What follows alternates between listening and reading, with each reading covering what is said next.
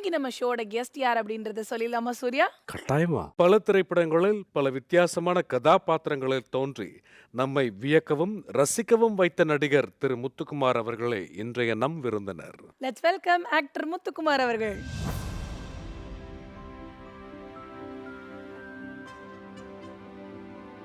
வணக்கம் சார். வணக்கம் வணக்கம். எப்படி இருக்கீங்க? நல்லா இருக்கு. ரொம்ப சந்தோஷமா இருக்கு எங்களுடைய நிகழ்ச்சிக்கு நீங்க வந்ததுல. ஸோ நிறைய படங்கள்ல வந்து ஒரு கேரக்டர் ஆர்டிஸ்டா அவங்கள பார்த்துருக்கோம். நான் பக்கத்துல உட்காந்து பார்க்கும்போது ரொம்ப சாந்த சுரூபனா இருக்காரு. ஏன்னா நம்ம பார்த்ததெல்லாம் கொஞ்சம் டெரரா இருக்கே அப்படின்ற மாதிரி இருந்தது. உண்மையிலே நீங்க சாஃப்டா இல்ல டெரரா சார்? இது ரியல், அது ரீல். சூப்பரா. நான் நியூட்ரலா தான் இருக்கேன். Super sir. சப்போஸ் ராங்கா தொட்டோம் அப்படின்னா எர்த்தடிக்கும் இல்லையா சார்? இல்ல ராங்கா நடிக்கும்போது தான் அது. ஆஹா. சார் அது நடிப்புங்கிறது ஒரு தொழில் சார். தொழில். ரியல் லைஃப்ல வந்து நானும் ஒரு. Okay sir. ஆனால் நடிப்பு தொழில் அப்படிங்கிறத தாண்டி நடிப்பு மேலே தீராத காதல் உங்களுக்கு இருக்கிறதா கேள்விப்பட்டேன் சார். என்ன பண்றது சார், ஏன்னா குழப்பா மாறிடுச்சு. குழப்பம் மாறிடுச்சு. கூத்துப்பட்டருடைய மாணவனும் கூட நீங்கள் எப்படி இந்த நடிப்பு மேலே காதல் வந்துச்சு சார் உங்களுக்கு? இல்லை சார், சின்ன வயசுல இருந்து அப்பா வந்து சினிமா மேலே அதிக மோகம் கொண்டவர். அவர் ட்ரை பண்ணாரா இல்லையான்னு தெரியாது. அவர் சினிமாவை பற்றி நிறைய படங்கள் பார்த்தாரு, நாடகங்கள் நிறைய நடித்தார் அப்போ ஆரம்ப காலத்தில். அதுக்கப்புறம் சினிமாவின் தாக்கம் வந்து எப்படி எனக்கு ஆச்சுன்னா, சின்ன வயசில் வந்து படங்கள், அதாவது இந்த அப்பப்போ ஸ்கூல் கட் அடிச்சுட்டு படம் பார்க்க போகிறது, அது மேலே அப்படியே தெருக்கூத்து நாடகம், தெருக்கூத்து நடிப்பு மேலே அந்த வேஷம் கட்டி நடிக்கும்போது கம்பீரமாக இந்த துரியோதனுடைய இதெல்லாம் பார்க்கும்போதெல்லாம் எனக்கு ரொம்ப சரி இது பண்ணலாங்கிறது தான். அந்த பருவ வயசு, அது சரியான திட்டமிடல் கிடையாது. கூத்துப்பற்றங்கிற ஒரு விஷயம் ஸ்கூல் முடித்ததுக்கப்புறம் கூத்துப்பற்ற போனால் தான் நடிகராக முடியுங்கிற முன்னாடி வந்து ஃபிலிம் இன்ஸ்டியூட் ட்ரை பண்ணேன். நான் சொல்வது 1998. அந்த ஃபிலிம் இன்ஸ்டியூட்டில் வந்து எனக்கு வாய்ப்பு கிடைக்கலன்னு இல்லை, வருமானம் அங்கே கொடுக்குற அந்த ஃபீஸ் கட்டுற அளவுக்கு என்கிட்ட அன்றைக்கி சூழல் இல்லை, வருமானம் கிடையாது.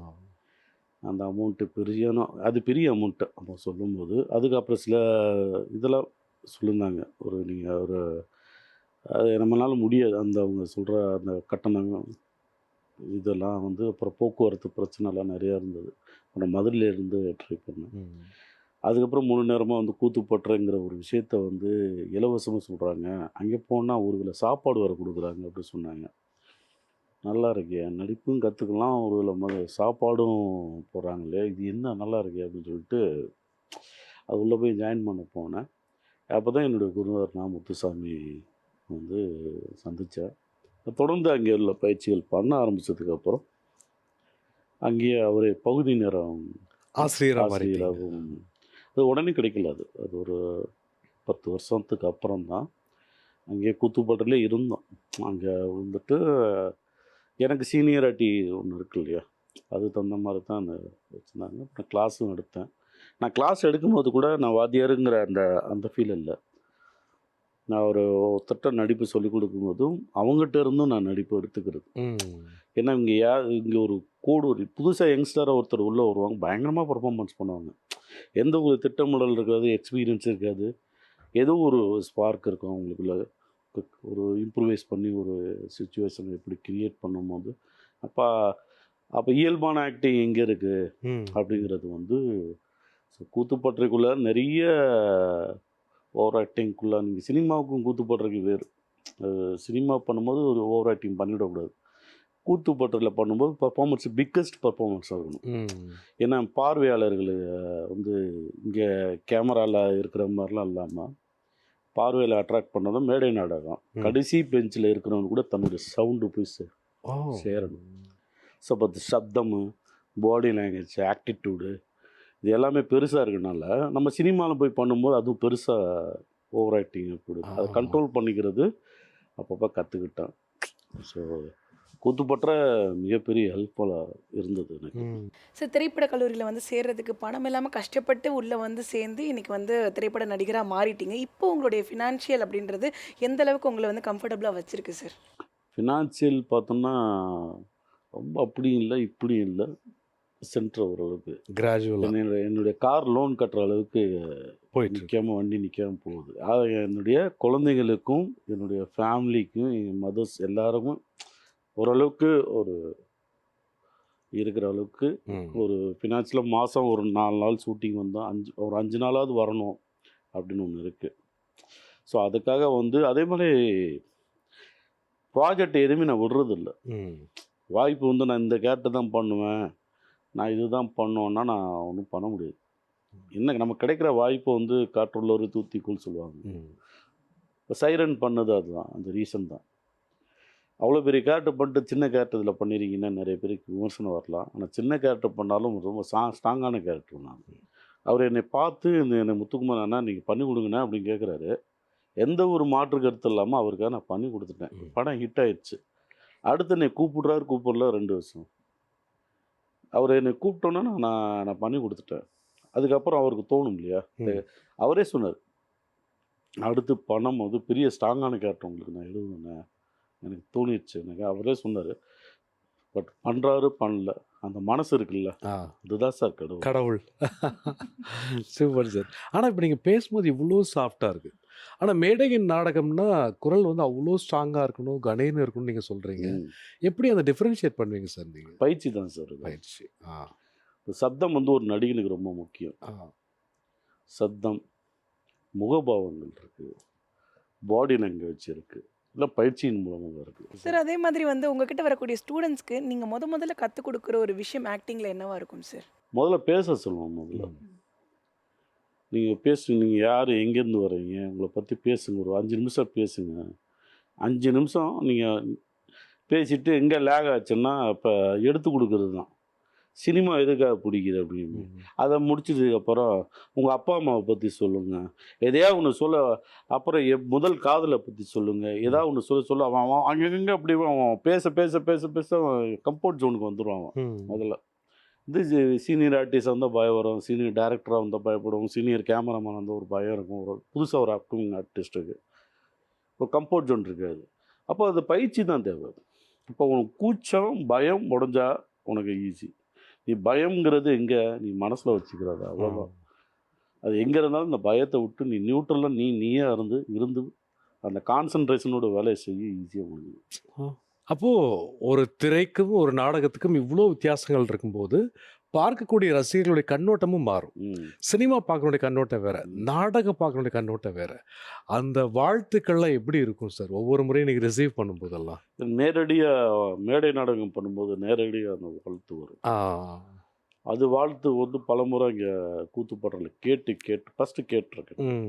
பட் சினிமா பண்ணோன்னா அது எங்கிருந்தும் வந்து முகநூலில் வந்து ஃபேஸ்புக்கு, இன்ஸ்டாகிராமு இப்போ தான் நிறையா வந்துடுச்சு, ட்விட்டரு.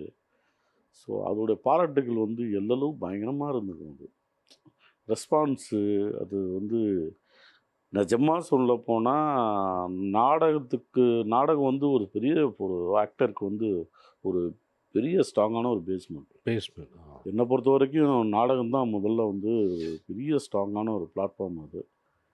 அதுக்கப்புறம் திரைப்படத்துக்கு உள்ளே போகிறதுக்கு வந்து போனதுக்கப்புறம் திரைப்படம் ரீச் வந்து பயங்கரமாக இருக்கும். நிறைய பேர் பார்வையாளர்களை போய் கடந்து அவங்ககிட்டருந்து வர வாழ்த்துக்கள், மனதார அவங்க விஷ் பண்ணுறதும், எங்கே போனாலும் அந்த பாராட்டு கிடைக்கும். பேட்டை படம் முடிக்கும்போது, பேட்டை படம் பண்ணுறதுக்கு முன்னாடி வந்து நான் பெருசாக சின்ன கேரக்டர்லாம் பண்ணிக்கிட்டு இருந்தேன். பேட்டை படம் பண்ணதுக்கப்புறம் தான் வந்து வெளியில் தெரிய ஆரம்பித்தது. ஒரு ரஜினி சார் கூட நான் நடிக்கும்போது அந்த படத்தை பார்த்துட்டு தேவாரம், சிங்காரம் அந்த 2 கேரக்டரில் அந்த தேவாரம் கேரக்டரும் என்னையும் சொல்லும்போது அது பயங்கரமான ஒரு வரவேற்பு இருந்தது. அதுக்கு எனக்கு ரொம்ப சந்தோஷமாக இருந்தது. அது இந்த நேரத்தில் வந்து ரஜினி சாருக்கும் கார்த்திக் சுப்ராஜ் சார், பேட்டை படத்தை இப்போ பார்த்தாலுமே வந்து திருப்பி பார்க்கணும் உங்களுடைய கேரக்டர் அப்படின்ற அளவுக்கு சூப்பராக பண்ணியிருப்பீங்க. அந்த வாய்ப்பு உங்களுக்கு எப்படி கிடைச்சது சார்? இல்லை, பேட்டை படம் பண்ணும்போது அதுக்கு முன்னாடி கார்த்திக் சுப்ராஜுடைய ராவணம் ஷார்ட் ஃபிலிம் பண்ணேன். அப்போ எனக்கு பழக்கம். அது நண்பர் விஜய் சேதுபதி மூலமாக தான் வந்து கார்த்திக் சுப்ராஜை அறிமுகப்படுத்தினார். நான் அவரை போய் பார்த்ததுக்கப்புறம் பேட்டைன்னு படம் ஆரம்பிக்க போகிறேன். அதுக்கு முன்னாடி 2-3 படம் பண்ணி வந்துடுச்சு. ஒரு முன்னணியான ஒரு இயக்குனராக இருக்கார். நான் போய் கேட்டேன் அவர்கிட்ட, எனக்கு ஒரு படத்தில் ஒரு வாய்ப்பு கொடுங்க அப்படி சொல்லி கேட்கும்போது அவர் எனக்கு வந்து அந்த கேரக்டர் இந்த மாதிரி இருக்குது, இது நீங்கள் பண்ணுங்கள், கொஞ்ச நேரம் வந்தாலும் நல்லாயிருக்கும், ஆனால் செம்ம ஸ்ட்ராங்கான கேரக்டர் இது, அது கான்ஃபிடண்ட்டாக பண்ணுங்க நீங்கள் அப்படின்னு சொல்லி சொன்னார். அவர் கொடுத்த அந்த ஃப்ரீடம். ஹோப் தான். அதுக்கான அந்த படத்துக்காக வந்து எந்த ஒரு ஐடியா எதுவுமே இல்லை, ப்ரிப்பேர்டெல்லாம் இல்லை. நான் முடி நல்லா வளர்த்துக்க சொல்லிட்டாங்க, தாடி வளர்த்துக்க சொல்லிட்டாங்க, நீங்கள் அப்படியே கிளம்பி வாங்க. ஸ்பாட்டில் தான் எல்லாம் அந்த இது பண்ணாங்க. பெரிய லாங் ஹேரு அதெல்லாம் இருந்து எல்லாம் அவங்க பண்ணி அந்த லுக்கை கொண்டு வந்தாங்க. லுக்கு கொண்டு வந்ததுக்கப்புறம் அவங்களுக்குள்ள டெஸ்ட் பண்ணி பார்த்தாங்க கேமராமேன். அவங்களுக்குள்ள இதெல்லாம் எப்படி இருக்குன்னு காஸ்டியூம்லாம் போட்டு பார்த்ததுக்கப்புறம் அப்புறம் ரஜினி சாருடைய பெரிய ரசிகன் நான். அந்த டைம் வந்து அவரை பார்த்த உடனே எனக்கு உள்ள அப்படியே என்ன இருக்கும் இல்லையா கொஞ்சமாக அங்கே போய்ட்டு நம்ம அப்படின்னா இருக்க முடியும். நல்லா அப்படி கார்த்திக் பார்க்குறேன், அவர் தான் சொல்லி இன்ட்ரடியூஸ் பண்ணி வைக்கிறாரு. அந்த மாதிரி தான் தேவாரம் பண்ணுறோம் அப்படி இருக்கும். ஜெயிலுக்கு அனுப்பிட்டா 4 நாளில் வெளில வந்துடும். அந்த சீனு தான் முதல் சீனு ஷூட் பண்ணது. ஆமாம். நான் எனக்கு முன்னாடி நான் சீனியர் ஆக்டர் இருக்கும்போது எப்பவுமே கொஞ்சம் ஒரே டேக்கில் அடிப்போம், இல்லை நம்மளால மிஸ்டேக் ஆகுதுன்ட்டு தனக்குள்ள ரெகல்சல் எடுத்து பழக்கம். நான் ரெகல்சல் எனக்குள்ளே நான் டைலாக் பேசி நான் அடிக்கிறேன், இப்படியே போயிட்டு வரேன். அவர் அங்கேருந்து பார்த்துன்னே இருக்கிறாரு. ஜெயிலுக்கு அனுப்பிட்டா அதே மறுபடியும் 2வது ஃபஸ்ட்டு பண்ணிட்டேன், 2வது ஜெயிலுக்கு விட்டா வந்துட்டா போச்சு அப்படின்னு அவர் எடுத்தார். சார் எனக்கு பரவாயில்ல அடி இடி அப்படின்னு அவர் அதான் ஒரு கம்ஃபர்ட்டாக அவர் வந்து சார் எடுக்கும்போது எனக்கும் கம்ஃபர்ட்டாக இருந்தது. நம்ம ஒரு டைலாக் பேசும்போது ஆப்போசிட்டில் அவங்க டைலாக் பேசும்போது ஒரு அடுத்தடுத்து பேசுகிறோம் இல்லையா. ஸோ அது எனக்கு ரொம்ப பிடிச்சிருந்துச்சி. அப்போ ஈஸியான இருந்தது. ஸோ அதே மாதிரி சார் இப்போ வந்து பேட்டை படத்தில் வந்து எங்கள் மனசுலலாம் மறக்க முடியாத ஒரு கேரக்டராக பதிஞ்சிருக்கீங்க அப்படின்ற மாதிரி வந்துட்டு சார்பேட்டா பரம்பரை. சீரியஸா சார் உங்களை கோவமான ஒரு மனநிலையிலே பார்க்க வச்சிட்டீங்க அந்த படம் முழுக்க. இவர் வந்தாலே ஐயோ வந்துட்டார் அப்படின்னு நாங்களாம் வந்து கோவமாகிற மாதிரி ஒரு மனநிலையை கொண்டு வந்துட்டீங்க. அதுக்கு நீங்கள் ஏதாவது ஸ்பெஷல் ப்ரிப்பரேஷன் அந்த மாதிரிலாம் அதெல்லாம் ஒன்றுமே கிடையாதுங்க. வட்டார மொழி தான். நான் பிறந்தது மதுரை. ஆஃப்டர் அந்த படம் ரிலீஸுக்கு அப்புறம் நீங்கள் எந்த ஏரியா காஷ்மீரா அப்படின்னு அவங்க பேசினாங்க அப்படின்னு சொல்லிட்டு மதுரை இதில் பேட்டையில் கூட அப்படி பேசியிருப்பேன். இதில் அப்புறம் முழுக்க சென்னை வந்து 80ல் உள்ள ஸ்லாங்கு. அப்போ வந்து ஜெயிக்கிறதுங்கிற ஒன்று இருக்குல்ல, அப்போ கெலிக்கிறதுன்னு சொல்லுவாங்க. கெலிக்கிறது வார் 3 ரத்தமெல்லாம் நம்ம முன்னாடி நின்று பேசவே கூடாது, கூப்பிட்டு 2 தட்டு பார்க்குறதுக்கு தமாசா இருக்கு மாமனுக்கு செய்ய அப்படின்னு ஒரு பாடி லாங்குவேஜோடு பேசுகிறது. அந்த பாடி லாங்குவேஜ் அந்த வட்டார மொழி அது எல்லாமே அதை வந்து அங்கே தமிழ் பிரபான்னு ஒன்று. அப்போ ரஞ்சித் சார் மீன் சொல்லி விட்டார். ரஞ்சித் சார் வந்து இந்த பாடி லாங்குவேஜ் அவருக்குள்ள மிகப்பெரிய பயங்கரமான ஒரு ஆக்டர் இருக்கார். ஸோ அந்த வட்டார மொழி அவர் சென்னை தான் பேஸு. அவர் சென்னையில் பார்த்து அவர் நிறைய அந்த இடங்களில் இந்த வட்டார மொழி பேசும்போது கலவைகள் பேசும்போது நமக்கு ஒரு பாடி லாங்குவேஜ் நல்லா வெயிட்டு தூக்கிட்டு முடிஞ்ச வரைக்கும் அந்த கேரக்டரைசஸ் மெயின்டைன் பண்ணது கூட வேஷ்டி இறக்கவே மாட்டான், வேஷ்டியும் கட்டவும் மாட்டான்.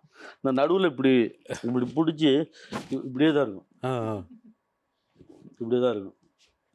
அந்த மாதிரி ஒரு பாடி லாங்குவேஜ் இருந்துக்கினே இருக்கும் உள்ள. ஸோ அது வந்து எல்லா கிரெடிட்டும் ரஞ்சித் சார். அவங்க சார்பட்ட பண்ணும்போது ஆர்யா சார் எனக்கு எல்லாத்துக்கும் துசாராக எல்லாத்துக்குமே ஒரு ஒர்க் ஷாப் ஒன்று கொடுத்தாங்க, இந்த கேரக்டரோட பாடி லாங்குவேஜ்.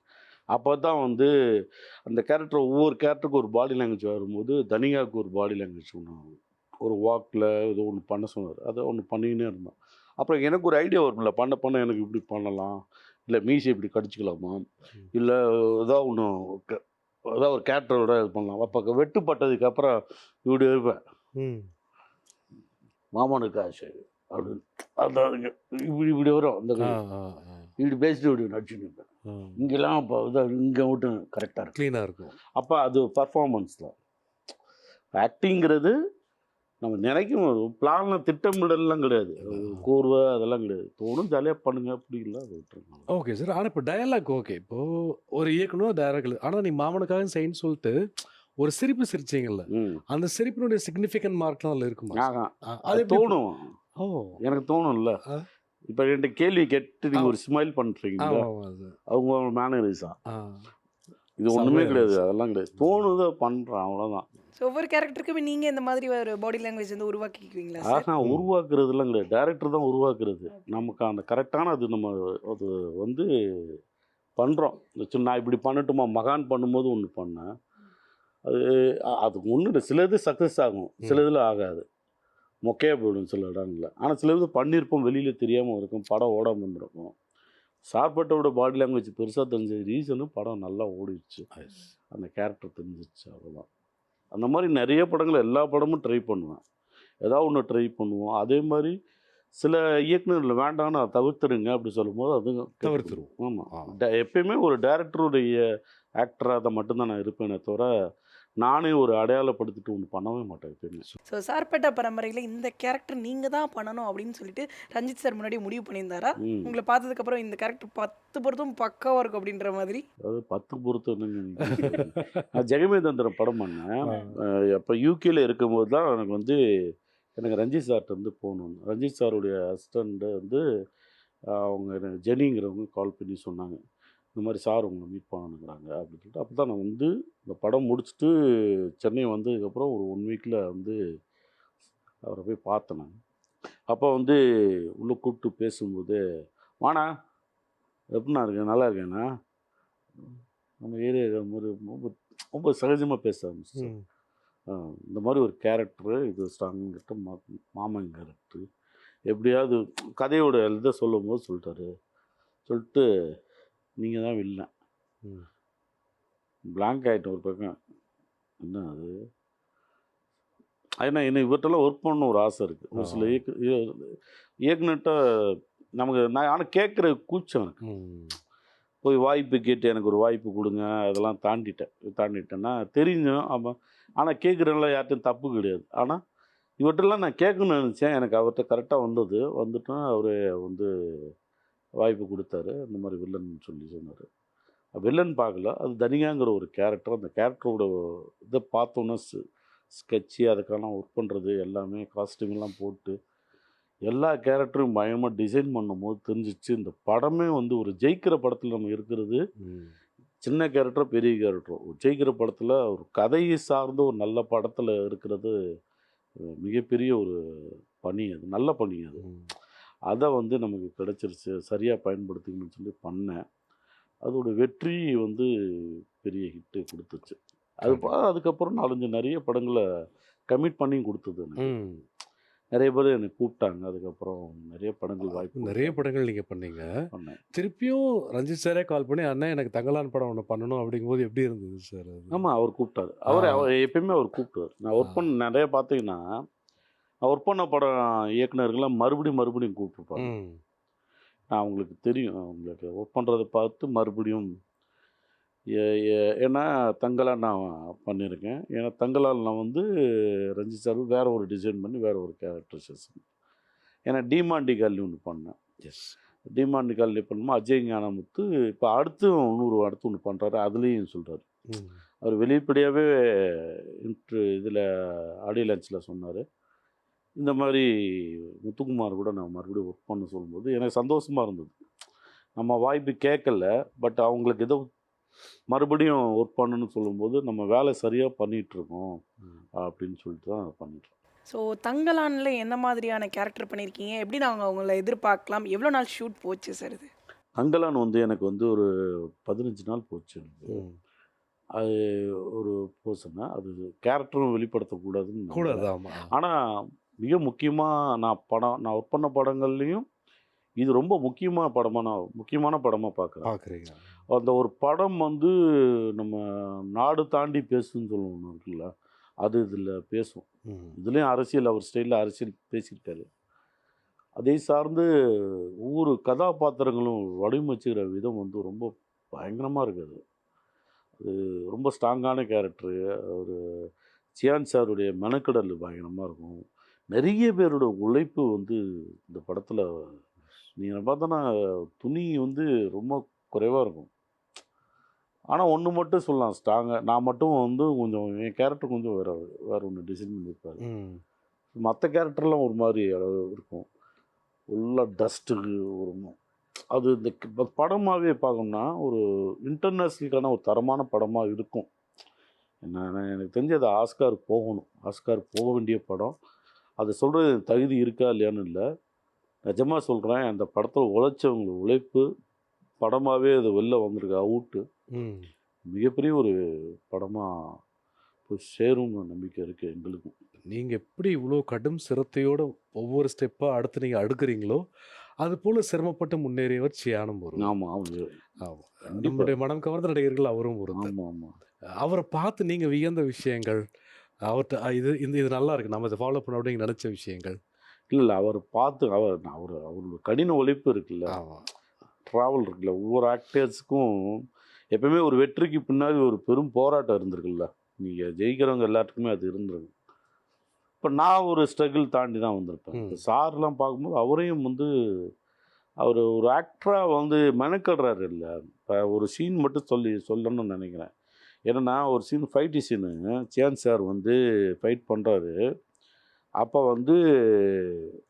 அவருக்கு லெக்மெண்ட் பெயின் இருக்கு. ஆமாம், இருக்கு. ஆனால் அது என்ன பண்ணுறாரு, அது ஃபைட்டு பண்ணி முடிச்சுன்னா அந்த லைவர்ஸை ஃபைட் பண்ணும்போது அந்த லெக்மெண்டில் அப்படியே லைட்டாக இதாகிடுச்சு. திடீர்னு பார்த்தா நான் மானிட்டர் பக்கத்தில் உட்காந்துன்னுக்கிறேன். நான் உட்காந்தது மானிட்டர் பார்க்குறதுக்காக வெயிலுக்கு ஓரமாக பூரா அந்த மாதிரி இதில் இருக்கு உட்காந்து மோந்துனுக்கும் போது அவர் காலை பார்க்குற ஒன்று மட்டும் பெருசாக இருக்குது. பல்சாயிடுச்சு, அதுக்குள்ள பெருசாகிடுச்சு. உடனே சார் கால் ஐயோ பதறி போய் பாருங்க. பார்த்துட்டு அவர் எனக்கு ஒரு 5-10 மினிட்ஸ் கொடுக்குறியா, இதை நான் ஒரு ஐஸ் வச்சுட்டு வரேன் வந்துடுறேன் அப்படின்னு செல்லாக சொல்கிறாரு. அப்போ டெடிகேஷன் இப்போ அடிபட்டிருக்குன்னா அவ்வளோதான் முடிஞ்சிச்சு, கேன்சல் அப்படின்னு இல்லாமல் வந்தார். ஒரு 10-15 மினிட்ஸ் கழித்து வந்தார், மறுபடியும் ஃபைட்டு ஃபினிஷ் பண்ணி கொடுக்குறாரு. அப்போ இதுதான் சார் வெற்றி, இதுதான் உழைப்புங்கிறது. இப்போ அவர் அதுக்கப்புறம் ஐஸ்க்கு இதெல்லாம் வச்சு நார்மலாக ஆயிடுச்சு. அதுக்கப்புறம் வந்தார், அந்த ஒரே டேக்கில் பண்ணி முடிச்சார். அப்போ அதுதான் நான் இப்போ நமக்கு அது நடக்கும், நிஜமாக நடக்கும். எனக்கு காடு படம் பண்ணும்போதெல்லாம் விதார்த்து கூட நான் நடித்தேன். அப்போ ராஜசேகர் மாஸ்டர் தான். அப்போ அது எனக்கு ஒரு அனுபவம் தான். இந்த மாதிரி அனுபவமாக வேற ஒரு அனுபவம். மூங்கில் இருக்கு இல்லையா, அது இது பண்ணி அந்த இப்படி இது அருவா வச்சுருக்காங்க. அதை எடுத்தால் அந்த மூங்கில் அப்படி இங்கே குத்துற மாதிரி இங்கே வச்சுருக்காங்க. கரெக்ட் டயத்துக்கு இப்படி நான் எந்திரணும், வரலைன்னா குத்திரும் அப்படின்னு சொல்லிட்டு சரின்னு சொல்லிட்டு நான் கரெக்டாக பண்ணுங்க பாசம்னு. ஐயோ எனக்கு அப்படியே அல்லு. ஏன்னா நீங்கள் கரெக்டாக அந்த இது பண்ண நீ பார்த்தீங்கன்னா நான் அந்த அருவா எடுக்கிறேன், எனக்கு உள்ள பயம். குத்திருச்சுன்னா குத்திருச்சு. இப்போ நீங்கள் கேட்டீங்களே இந்த ஃப்ளோ இருக்குல்ல, அந்த ஃப்ளோ தாங்க பாஸ் எனக்கு. குத்திருச்சுன்னா அப்படி கேட்டேன். அதெல்லாம் குத்தாது பிரதர், ரெடி மாஸ்டர் சொல்லு, குத்தாது பிரதர் பார்த்துக்கலாம். ஏய் கரெக்டாக பிடிங்கடா, இழுத்து பிடிங்கடா. கரெக்டாக பிடிங்கண்ணே. ஒருத்தர் பண்ணி காட்ட சொல்கிறேன், அதுவும் பண்ணி காமிச்சாங்க. கரெக்டாக அவர் வந்துட்டாப்புல, அவர் வர்றது அப்படி வந்துட்டாப்புல. ஆனால் ஃபைட்ரு அவர், எனக்கு அனுபவம் இல்லைல்ல. அப்போ அவர் எப்படி போனாருங்கிறது உனக்கு, நானும் பதட்டத்தில் அதான் பதட்டப்படக்கூடாதுங்கிறது உனக்கு இல்லை. ஆனால் நல்லா பதட்டப்படனேன். இப்படி இப்படி எடுக்கிறேன்னு சொல்லிட்டு இப்படி தலையை உள்ள விட்டேன். இங்கே குத்திருச்சு, இங்கே குத்தி போனேன். இங்கே அப்படியே ரத்தம் அப்படி பீச்சிங் இருந்தது. இப்படி பார்த்துட்டு இங்கே கொட்டி நிற்குது. எங்கேருந்துடா வருது பாரு, இங்கேருந்து கொட்டுது. உடனே அங்கே எல்லாம் இது வச்சு இது பண்ணிட்டாங்க. அந்த ஷாட் ஓகே ஆயிடுச்சு, கட் பண்ணுற வரைக்கும் நம்ம போய்க்கலாம் அப்படின்னு வந்துச்சு. அதுக்கப்புறம் ரோப்பு அது ஆல்ரெடி காரணம் ஏன்னா அந்த லொக்கேஷன் அன்னையோட பர்மிஷன் இல்லை, மறுநாள் இல்லை, கிடைக்காது.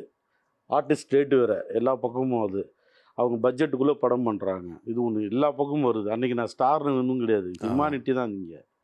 ஆனால் அது குறைவாகவும் சொல்ல, அனுபவமாக சொல்கிறேன். இது சரியாக புரியாமல் பண்ணனால, தப்பாக பண்ணனால எனக்கு அடிபட்டுச்சு. புரிஞ்சுட்டு பண்ணுறது இருக்குல்ல, பயிற்சி ரொம்ப முக்கியங்கிறது அன்றைக்கி நான் உணர்ந்தேன். அதனால் ஃபைட்டு கற்றுக்க ஆரம்பித்தேன். அதுக்கப்புறமும் சியான் சார் பண்ணது புரிஞ்சுட்டு பண்ணார், அது விபத்து. நான் பண்ணது அறியாமல், திடீர்னு கரெக்ட் டைமிங் பிடிக்காமல். ஸோ அதே மாதிரி உங்களை டேரக்டர்ஸ் எந்த மாதிரி கேரக்டருக்காக அணுகுறாங்க சார்? எப்படி அவங்க அணுகுறாங்கன்னா, இந்த கிட்டத்தட்ட இந்த பேட்டை, சார்பாட்டை, இந்த மகான்லாம் வந்துச்சு இல்லையா, இந்த மாதிரி தெரிஞ்ச டைரக்டர்னால் என்னால் புதுசாக கூட ஏதோ பண்ண முடியும் அப்படின்னு நினைக்கிறாங்க. என்கிட்ட ஒர்க் பண்ண டைரக்டர்ஸு, ஒர்க் பண்ணாத டைரக்டர்ஸ்லாம் ஃபிலிமை பார்த்துட்டு இந்த ஃபிலிமோட இது கரெக்டாக இருக்குன்னா அவங்க சூஸ் பண்ணாங்க. இப்போ போலீஸாக நடித்தா தொடர்ந்து எல்லா தொடர்ந்து படத்துலையும் அப்படியே போலீஸு. வரும். அதை மாதிரிலாம் நான் பண்ணலை, ஆ. அவாய்ட் பண்ணிட்டேன். நீங்க உங்கள என்ன மாதிரியான ஒரு ஆக்டரா காட்டிக்க விரும்புறீங்க சார்? என்ன மாதிரியான ஒரு கேரக்டரா இருக்கணும் அப்படின்னு ஆசைப்படுறீங்க நான் சினிமால? வந்து அதான் சொன்னேன், எனக்கு வந்து ஒரு ஆக்டராக காட்டுறதுக்கான நிறைய ஸ்கோப் இருக்குது. இன்றைக்கி வந்து என் ஃபேமிலியோட என் மனைவியை வந்து ஃபஸ்ட்டு காதலித்து சினிமாவுக்கு வர்றதுக்கு ஒரு பெரும் போராட்டம் ஒரு தந்தையானதுக்கு அப்புறம் ஒரு பெயின் இருக்கு இல்லையா, நான் நிஜ வாழ்க்கையில் அது பட்டிருக்கேன். நான் லைஃப்பில் ஸ்ட்ரகிள் இருக்கு இல்லையா, அந்த மாதிரி ஒரு கதாபாத்திரம் என் கேரக்டர் என்னோட வாழ்க்கை சம்மந்தப்பட்ட மாதிரி ஏதோ ஒரு கதாபாத்திரம், ஒரு தங்க மீன்கள் மாதிரி, ஏதோ ஒரு ஆமாம், அவியும் நானும் மாதிரி. நிறைய கதைகள் இருக்கு இருக்கு இருக்கு. எனக்கு மட்டும் இல்லை, இங்கே எல்லாருக்குமே ஒரு அப்பனுக்கு ஒரு தகப்பனாக ஒரு பெயின் இருக்குல்ல. ஆ. இங்கே ஒர்க்கு முடிச்சுட்டு போகணுன்னு ஒரு பெயின் இருக்கும், அது உள்ளுக்குள்ளே இருக்கும், அவங்கவுங்களுக்கு தெரியும். அது ஒரு சின்ன சின்ன விஷயம் வெளியில் சொல்ல முடியாத பெயின்லாம் இருக்கும், வெளில சொல்லவே முடியாது. ஒய்ஃப்கிட்ட சொல்ல முடியாது, அம்மா கிட்ட சொல்ல முடியாது, பிள்ளைகிட்ட சொல்ல முடியாது, உள்ளேயே வச்சிருக்க உள்ளே மாதிரி வச்சிருக்கேன். இருக்கும். அது ஆனால் அதை அதை கடந்து போகிறது அந்த மாதிரி ஒரு ஆக்டராக அது ப்ளே பண்ணுறது இருக்குல்ல, அதை நான் பண்ணிட்டேன்னு வச்சுங்களேன், அவங்க அதை சார்ந்து இருக்கிறவங்களுக்கெல்லாம் அது பிடிச்சிரும். Super sir. நீங்க என்னைக்காச்சும் உங்களுடைய நடிக்கக்கூடிய கோ ஆர்டிஸ்ட்ட பார்த்து, ஐயய்யோ! பயங்கரமா நடிக்கிறாங்களே அப்படின்ற மாதிரி பயந்துருக்கீங்களா? இல்லை, பிரமிப்பு இருந்துச்சு, பிரமிப்பு. பயந்ததெல்லாம் நிஜமாக அது கிடையாது. நவாஸுதீன் சித்தி கூட நடிக்கும்போது ஒரு ஒரு ஒரு ஒரு கம்பீரமான ஒரு பெரிய ஆர்டிஸ்ட் அப்படின்னு சொல்லிட்டு அவங்க போட்ட அந்த கூட இருக்க டீம்லாம் பில்டப் பண்ணி ஏற்றி நான் அந்த படம் ஹிந்தி படம்லாம் பெருசாக பார்த்ததில்ல. அது வந்து தோரணம் உட்கார்றது அப்படின்னு அப்படின்னா அவங்களோட ஆக்டிடியூட் இருக்குல்ல, இப்போ படம் நடிக்கும்போது பேசுகிற சின்னது அந்த டெக்னிக் இருக்குது, ஆக்டிங்கோட டெக்னிக்கு, அது ஒரு கேமரா வரும்போது அது கரெக்டாக எப்படி பிஹேவ் பண்ணணும்னு இருக்குல்ல, ஆரம்ப டைமில் அது கிடையாது, எனக்கு தெரியாது. நம்ம எங்கேயோ நடிச்சு நிற்கிறப்ப தலையை ஆட்டி நிற்கிறோம் பார்த்து நம்ம பிரேம்லேயே இருந்திருக்க மாட்டோம். ஆனால் பக்கத்தில் வரும்போது ஃப்ரீஸாக நிற்போம். ஏங்க க்ளோஸா அது தெரியாது. ஸோ அதனால அது அந்த டெக்னிக் இருக்கு இல்லையா, அது புரிதல். கேமரா இப்போ இங்கே வந்து இந்த கேமரா இங்கே வருதுன்னா இங்கே வந்துச்சுன்னா இப்போ என் பக்கம் இங்கே இந்த கேமரா இப்படி வந்து நிற்கனா எனக்கு க்ளோஸு, அப்போ நான் நடிக்கணும் இல்லையா, இப்போ அது அப்போ தெரியாது. இப்போ இங்கே இப்போ நடிக்கலை, பட் என்னன்னு அது வந்து சினிமா பண்ணும்போது ஒன்று வரும் இல்லையா, அதை பற்றி அதுவும் ஒரு அனுபவம் எடுத்துக்கணும். அது பெரிய ஆர்டிஸ்ட்டை பார்த்து பெருசாக பயம் இல்லைன்னு இல்லை, இருக்கும், லைட்டாக இருக்கும், பட் மரியாதை நிறையா இருக்கும். பட் நான் லேர்னிங் பண்ணுவேன், அவங்கள்ட்ட இருந்து கற்றுக்குவேன். ஒரு நடிகனா திரையில் பார்த்துருக்கோம், நாடகத்தில் பார்க்கக்கூடிய வாய்ப்புகள் எங்களுக்கு கிடைக்கல. ஆனால் இது இந்த மேடை எங்களுக்கு அந்த வாய்ப்பை கொடுத்துச்சு. உடைய நடிப்பை இயல்பாக ரியலாக பார்த்து ரசித்தோம். இந்த மாதிரி இன்னும் ஊர் முழுக்க உங்களை முத்துக்குமார்னு கொண்டாடக்கூடிய காட்சி அமைப்புகள் கொண்ட படங்கள்னு நிறைய கிடைக்கணும் உங்களுக்கு. பெரிய வாழ்த்துக்கள், ஜெயா டிவியினுடைய ஒட்டுமொத்த டீம் சார்பாக பெரிய வாழ்த்துக்கள்.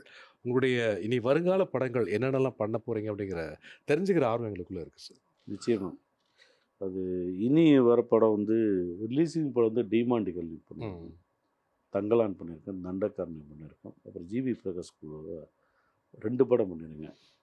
ஸோ ஒன்று லக்கி, ஒன்று இன்னொன்று பிளாக்மெயில், இந்த படம்லாம் ரிலீஸ் ஆக போகுது. பண்ணியிருக்க படம் வந்து விஜய் சேதுபதியும் கடைசி வயசாகி மணிகண்டன் ஹாட்ஸ்டாருக்கு ஒரு ப்ராஜெக்டு, அது இப்போ பண்ணியிருக்கேன். அப்புறம் விஜய் சேதுபதி பையன் கூட வந்து பீனிக்ஸ்ன்னு சொல்லிட்டு ஒரு படம், சூர்யா கூட, அனல் அரசு டைரக்டர். அப்புறம் ஷூட்டிங்கில் இருக்கிறது படம் வந்து ரத்னம்னு ஒரு படம் பண்ணி முடித்தேன், விஷால் சார் படம் முடிச்சிட்டேன். அப்புறம் ஸ்டோன் பெஞ்சுக்கு வந்து அமேசான் வெப் சீரிஸ் அது ஒன்று பண்ணியிருக்கேன், அது ரிலீஸிங். ஸோ இதுக்கப்புறம் வந்து இன்னும் 2 படம், 2-3 படம் ஷூட்டிங் போயிட்டுருக்கு. ஸோ இதுதான் ஏதோ வண்டி நிற்காமல் போயிட்டுருக்கு. இல்லை, இன்னும் பிஸி ஆகணும். நாங்கள் நாளைக்கு ஒரு படம் பார்த்துட்டு முத்துக்குமார் சார் கூப்பிடலாங்க போது, இல்லை தம்பி நான் பிஸியாக இருக்கேன் பிரதர், அப்புறம் மீட் பண்ணலாம் அப்படின்னு சொல்கிற அளவுக்கு நீங்கள் பிஸி ஆகணும். இப்போ நீங்கள் சொன்ன மாதிரி ஒரு நல்ல கதாபாத்திரத்தை நம்ம தேடி போகிறோம், அது கிடைக்காதான்னு இயங்குறோம்ல, அந்த ஏக்கம் எனக்கு இன்னும் நிறையா இருக்குது. ஏன்னா அது வித்தியாசமான படங்கள் பண்ணணும், பழைய ஒரே பேட்டர்னில் பண்ணாமல் ஒரு டிஃப்ரெண்ட் கைண்ட் ஆஃப்லன்னா ஆக்டிங் ஒரு ஸ்கில், அந்த ஸ்பேஸ் நிறையா இருக்குது. அந்த ஸ்பேஸ் கொடுக்குற டைரக்டர் நிறையா பேர் எனக்கு கொடுக்கும்போது அதை சரியாக பயன்படுத்தணும். சூப்பர். கண்டிப்பா சார். ஸோ இதுக்கப்புறம் வந்து உங்களுடைய படங்கள் எல்லாமே வந்து சூப்பர் டூப்பர் ஹிட் ஆகணும் அப்படின்னு சொல்லிட்டு ஜெயா டிவி சார்பாகவும், டீம் சார்பாகவும் வாழ்த்துக்கள் சார். பெரிய நன்றி. வாழ்த்துக்கள் உங்களுக்கு மட்டும் இல்லை, உங்களை பின்னாடி இருந்து இருக்கக்கூடிய உங்களுடைய அன்பு மனைவிக்கும். நன்றி. ஏன்னா நீங்கள் இன்னைக்கு ஸ்ட்ராங்காக இருக்கீங்கன்னா அவங்க தான் நிச்சயமா, காரணம். நிச்சயமா. கண்டிப்பாக ஒட்டுமொத்த டீம் சார்பாக உங்களுக்கு பெரிய வாழ்த்துக்கள் சார். நன்றி, நன்றி. ஜெயா டிவிக்கு வந்து இந்த இன்டர்வியூ கொடுத்ததில் பெரும் மகிழ்ச்சி. உங்களை எல்லாரும் சந்திச்சதில் பெருமிச்சு. பார்வையாளர்களுக்கும் என்னுடைய வணக்கத்தை நன்றி தெரிவிச்சு. நன்றி. ஆக்டர் முத்துக்குமார் அவர்கள் அவங்க பண்ண படங்கள் பற்றின நிறைய சுவாரஸ்யமான விஷயங்கள் பகிர்ந்துக்கிட்டாங்க. கண்டிப்பாக நம்ம எல்லாருக்கும் ரொம்ப பிடிச்சிருக்கும் நம்புறேன். இதே மாதிரி அடுத்த செக்மெண்ட் பார்க்குறதுக்கு முன்னாடி ஒரு சின்ன பிரேக் இது. காலை மலர்.